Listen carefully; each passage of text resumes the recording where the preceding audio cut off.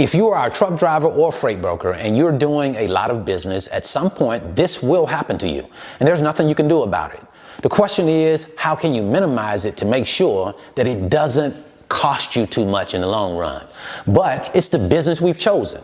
When you extend credit to shippers, to people that you're working with, sometimes those shippers are not going to pay you on time. For some reason, people have this idea because you're working with a big business or a name brand that you know, you don't think that they get in trouble. You don't think that it's possible that they cannot pay you on time. Well, that happens all the time because business, big business and small businesses have lows. Sometimes they're doing well, then sometimes they're not doing so well. And sometimes they're not doing well financially and they cannot pay their bills or pay those bills on time. And that has an effect on you. That happens to be your customer. So I want to show you about today how to minimize the damage. I'm going to share a situation that happened with a freight brokerage that I know. I'm actually going to do an interview with the freight broker coming up on our Super Tuesday business meeting after the holiday. He's going to explain to us what happened, and you'll get to hear it if you're part of that audience. But I'm just going to give you a piece of what happened today. So he was working with a factoring company. He saw an opportunity to come out and work with this company, this big shipping company, ships a lot of freight, and he figured, hey, I'm going to get a lot of opportunities to make money, so I want to work with this company.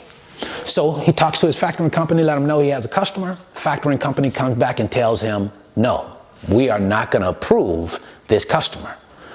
Why is that? Why won't you approve this customer? This is a big, well-known company. And the factoring company told him because their track record doesn't say that they pay on time, so we are not willing to accept that risk. This is a factoring company. This is a company that is in that arena. And they are saying they are not going to take the risk and factoring this company because they don't pay on time. So now you as a freight broker, you have a decision to make. And you're thinking in your mind, man, I got an opportunity to make a lot of money here. I don't want to pass on this opportunity. I want to work with the shipper. I want to take a chance. Maybe they won't pay me, but I can't let this chance get by, right? I understand that. So that's what this freight broker said. And he said, hey, I'm going to go ahead and work with them outside of the factoring company. I'm going to approve them and I'll foot the bill until I get paid. So I'm going to use carriers to move those loads. I'm going to pay those carriers, but I'm going to wait for that shipper to pay me, and I believe that the shipper is going to pay me, right? So he started moving loads. And after he had moved about 5 or 6 loads, I think he got paid for one load. He based it off of moving a couple of loads and getting paid for those loads. But he still had other loads that were out there that weren't paid just yet. He's gotten up to about 10 or 11 loads that they owe him for now, and they haven't paid him.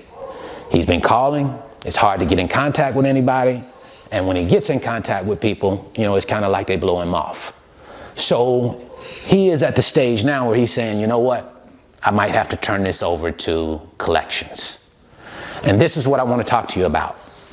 Again, in this business, when you're extending credit, this will happen. If you're doing good in business, this is going to happen because you're going to expose yourself. You're going to have different customers that you're working with, and all of them are not going to pay on time.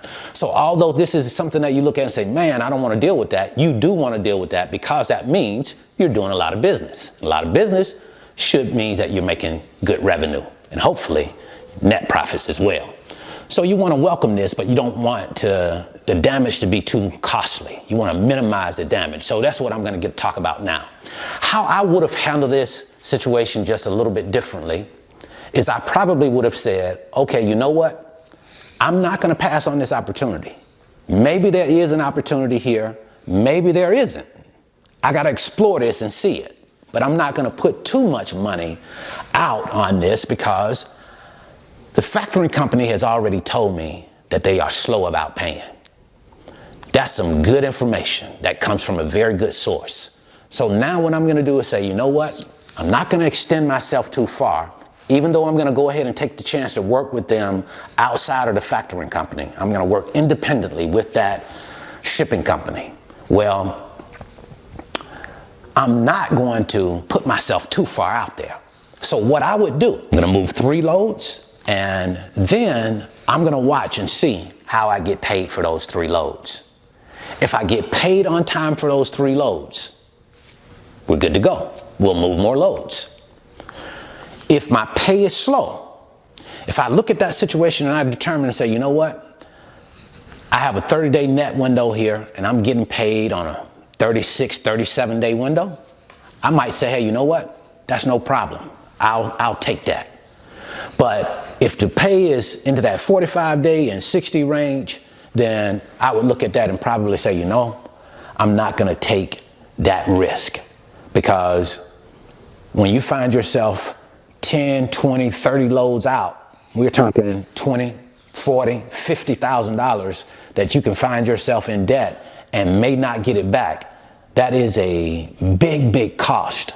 That's a lot of damage that a small business would have to absorb. So I wouldn't overextend myself and go too far, right? I would try and make sure I keep that shipper honest to make sure that they're paying me, and then we can continue to move loads. But I can't move loads, especially in big numbers, without getting paid or having to worry about whether I'm going to get paid. So 3 load increments.